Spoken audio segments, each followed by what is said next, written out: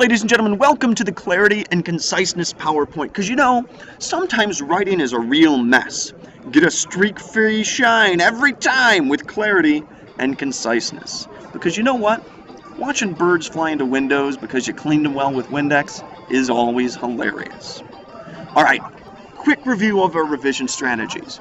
Remember that they're not just for rewriting, that you want to be thoughtful about these as you are composing essays and even in journals and any sort of writing, because that's the way to get them ingrained in your memories and your mind. So, you want to use sentence patterns, you want to add detail, and you want to add specific detail and make sure your word choices are sound. You want to make sure your transitions are crisp and clear, and you want to, of course, have very strong verbs, because that's good for you. Clarity and conciseness. Well, what do I mean by these two things? Well, clarity means making your writing as easy to understand as possible. So the main thing that my good friend E.B. White says he tries to do when he writes is to be as clear as he can, and he rewrites a good deal to make it more clear. And it's that rewriting process that has made him such an acclaimed author. Conciseness means getting to the point without having too many words. Capote says, I'm all for the scissors. I believe more in scissors than I do in the pencil. And again, it's worked well for him, so these are two folks you probably want to follow up with a bit. All right, how can you be clear and concise? Well, 4 things you want to eliminate: excessive words, unnecessary repetition, redundancy in meaning, and passive voice. And essentially what you want to do is what my good friend Joey does, is just cut it out. And we're going to learn how to identify those so we can get rid of them right now. Excessive words. Get to the point. More words generally is more confusing. If you can say something in fewer words, you're probably saying it clearly. So, look at this chart. At all times, just use always. At the present time, use now. Look at this chart, know this chart, and familiarize yourself. There's certainly many other examples. But here's just a simple thing to think about: getting rid of those extra words that add fluff. And fluff is not what we want. So get to the point. What else do we need to eliminate? Excessive words. Revise, so it is and there are generally lead to wordy sentences. So there are more people using social media than ever before. That's okay, but more people are using social media than ever before. That's better. Best would be to get that weak verb out of there and replace it with a strong verb, such as more people waste time on social media than ever before.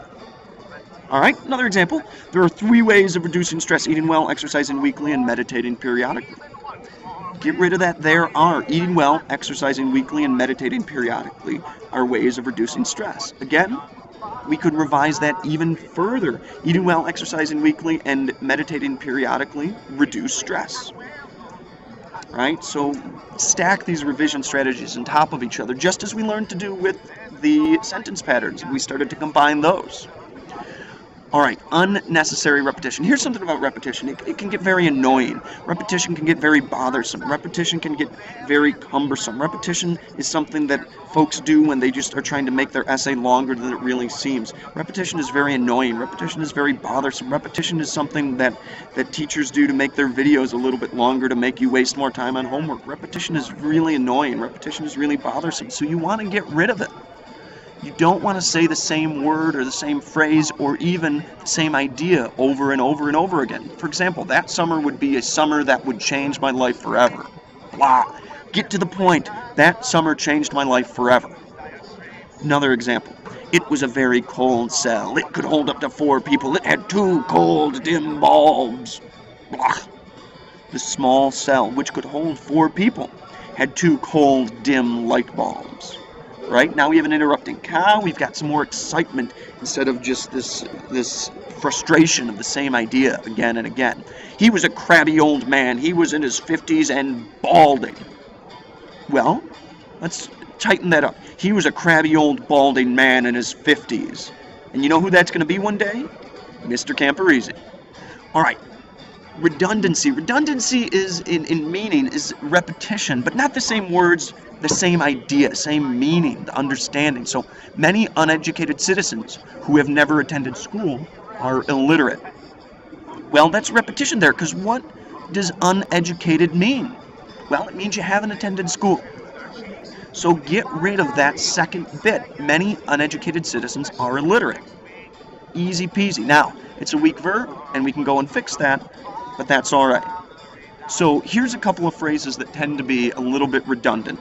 Watch out for them. There's obviously many, many more, but these are common ones that you'll often see. 12 noon. Just say noon. Surrounded on all sides. Just say you're surrounded. All right? Last thing, eliminating the passive voice. Passive voice is where the subject of the sentence is receiving instead of giving the action. So the subject and action need to be clear and concise. So it was decided by the zookeeper to add an axolotl exhibit to the zoo. Look at the second one. The zookeeper decided to add an axolotl exhibit. Great, we've got rid of to the zoo, which was redundant, because where else would the zookeeper add an exhibit? And we put the zookeeper at the front of the sentence because he is the one who is making that decision. Right? Another example, which one is more clear this time? The stinky skunk was lassoed successfully. Well, by whom? Who did that lassoing? Well, the animal control officer successfully lassoed the stinky skunk. And in this one, we actually needed to add words because we weren't clear enough. It's okay to add words if those words come with a specific point, a specific understanding to your sentence. So that's what you want to do. All right, here's your practice. We've got these sentences, and I want you to revise them to make them clear and make them concise. And they have this on your assignment sheet or on your note sheet. Get that filled out. I hope I was clear. I hope I was concise and good grammar. Let me tell you that I love you, and I think about you all the time. Hallelujah, you keep calling. Now won't you come?